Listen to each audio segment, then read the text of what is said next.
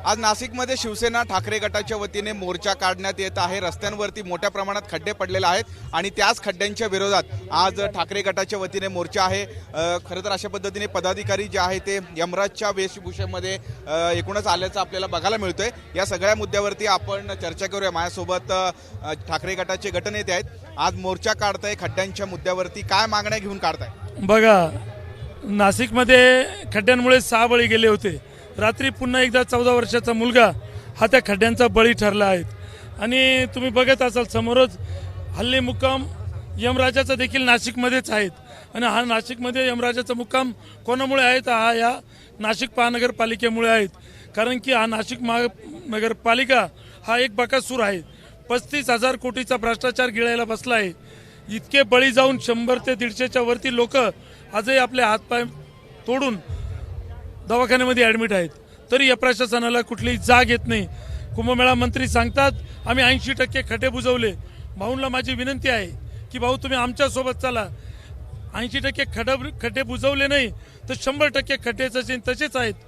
तुम्हाला सांगतो, नगरसेवकांनी वारंवार महापालिकेत आवाज उठवला। वारंवार महापालिकेमध्ये आम्हाला आश्वासन देण्यात आलं की आम्ही दोषींवरती कारवाई करू, पण दोषींवरती कुठलीही कारवाई झाली नाही।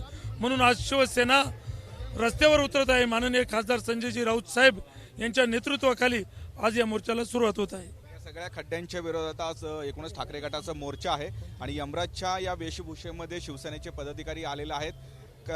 काय कारण आहे खरं तर अशा पद्धतीने वेशभूषा करण्यामागे?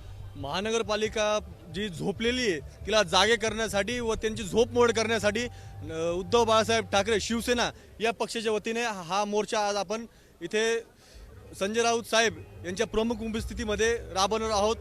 याच्या माध्यमातून महानगरपालिकेला एवढंच आमचं आव्हान आहे की जे कामं अर्धवट सोडलेले आहेत, जे मृत्यूमुखी तुम्ही म्हणतायत की यमराजने घेतला की याला देव कारणीभूत आहे, हे मृत्यू तुम्ही स्वतः घेतलेले तर या मृत्यूची तुम्ही काहीतरी दखल घेतली पाहिजे आणि लवकरात लवकर कामं चालू केले पाहिजे। अशा पद्धतीचे वेगवेगळे मागण्या आहेत। माझ्यासोबत महानगर प्रमुख सुद्धा आहेत। एकीकडे कुंभमेळा मंत्री म्हणतात की 80% खड्डे हे शहरात बुजवलेले आहेत आणि तरी आपण मोर्चा काढताय। मी जर खड्डे बुजवले असते तर एवढे अपघात झाले असते। त्यांनी पहिल्या दिवशी सांगितलं होतं की 15,000 खड्डे आम्ही बुजवले, पण कुठल्या प्रकारचे खड्डे बुजवण्यात आलेले नाही। काल एक लहान मुलाचा 14 वर्षीय मुलाचा मृत्यू झालेला आहे तिबेटन मार्केटजवळ। तुम्ही बघत असाल की शहरामध्ये अजूनही मृत्यूचा हे थांबलेलं नाही आहे। अजूनही कितीक लोक कोमात आहे, कितीक लोक यामध्ये अपंग आले, किती लोकांचे हातपाय फ्रॅक्चर आहे। इव्हन म्हणजे मी आज तुम्हाला सांगू इच्छितो की भालेराव नावाचा एक व्यक्ती आहे जो गेल्या 15 ते 20 दिवसापासून सिरियस आहे सोपान हॉस्पिटलमध्ये। आज अशी परिस्थिती आहे की हजारोच्या संख्येने लोक अपंगत्व आलेलं आहे, किती लोकांचे हातपाय तुटले तरी प्रशासनाला जाग येत नाही। याचं कारण असं आहे की प्रशासन जे आहे हे कॉन्ट्रॅक्टरांना पाठीशी घालतंय। कुठल्याही प्रकारचा या कॉन्ट्रॅक्टरांवर गुन्हा दाखल होत नाही, सत्ताधारी यांना पाठीशी घालतंय। गिरीश भाऊ महाजन यांनी 100% कुंभमंत्री आहे, कुंभमेळा झाला पाहिजे आमच्या अस्मितेचा विषय, पण तुम्ही नाशिककरांना वेटीस धरून कुंभमेळाचे कामं करू नका। खूप प्रमाणात नाशिककरांना नुकसान झालंय।